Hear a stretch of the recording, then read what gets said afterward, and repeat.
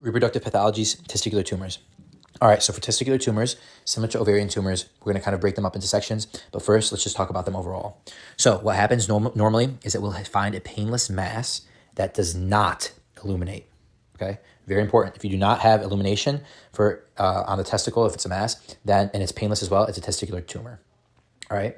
Remember that if it does transilluminate, then we're dealing with something like a hydrocele or spermatocele. But these testicular tumors do not illuminate. Very important.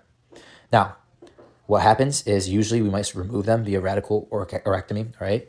And that's just the removal of the testy, okay? There's two separate types. We have the germ cell tumors and the non-germ cell tumors. And I'm going to break them down relatively easily. We have the seminoma, which is a germ cell tumor. It causes an increased risk with cryptocortism, right? We see it associated with cryptocortism because of the temperature, right? We have temperature damage to the Sertoli cells and germ cells that causes the seminoma, okay? Very important. You're going to see an increase in PLAP. And if you see an increase in PLAP, that's a tumor marker for seminoma.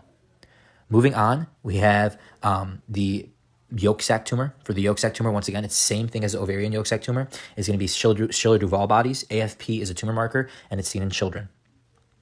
Lastly, we have the choriocarcinoma. We already discussed choriocarcinoma in females, but this is for males. It's a disorder. Once again, it's going to be marked by that increase in HCG.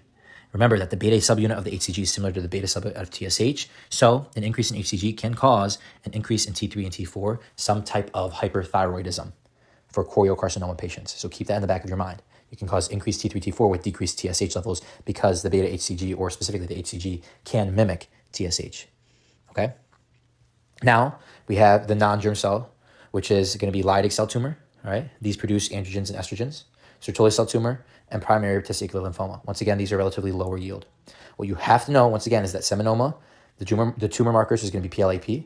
For yolk sac tumor, the tumor marker is going to be AFP. And for choriocarcinoma, the tumor marker is going to be beta HCG. Lastly, we're going to talk about epididymitis and orchitis. For these patients, usually the most common in young males is going to be secondary to an STI or STD. So if the patient has chlamydia or gonorrhea, it's a young male, then that's what's causing the epididymitis, okay? And that's the inflammation of the epididymis, all right? So epididymitis in young men is secondary to STDs, like chlamydia or gonorrhea.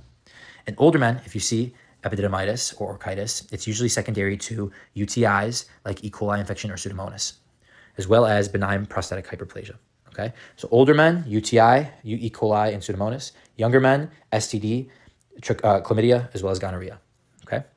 For epididymitis, they would love to show you the sign.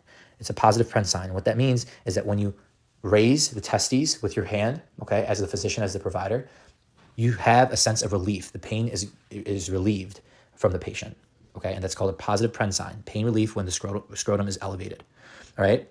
And epididymitis, once again, is inflammation of the epididymis. And so the patient is going to present with localized pain and tenderness over the posterior portion of the testes. So if there's pain in the posterior portion of the testes, they're talking about epididymitis. And remember, what are the causes of it? In young men, STD from chlamydia and gonorrhea. And older men, it's UTI, usually due to E. coli.